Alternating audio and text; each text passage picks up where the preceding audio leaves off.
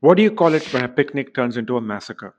28 tourists were gunned down in cold blood at Baisaran meadow in Kashmir's Pahalgam sub-district.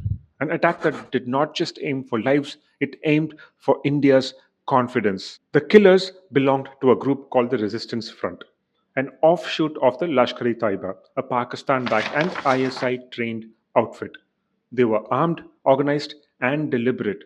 They made victims show their ID and asked them to recite Islamic verses. If you couldn't, you were shot, which can only mean they were looking for Hindus. It was Kashmir's deadliest civilian attack in 3 decades and the most brutal since Pulwama in 2019. But this time it wasn't soldiers, it was families. And the timing was just too perfect to be coincidence. US Vice President JD Vance was in India, Prime Minister Modi was in Saudi Arabia, Pakistan's army chief had just called Kashmir Pakistan's jugular vein. Tourism was booming. Over 23 million people visited Kashmir in 2024. A G20 summit was hosted in Srinagar. Elections had just wrapped. Hope was back. And that's exactly what the terrorists wanted to crush. Since Article 370 was abrogated in 2019, terror incidents dropped by 81% from 228 attacks in 2018 to just 43 in 2023. Civilian deaths down from 55 to 13. Security forces from 91 to 25.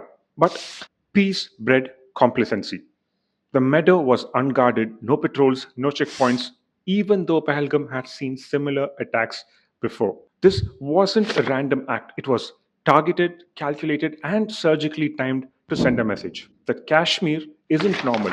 Talk to us, fear us, remember us. And it worked.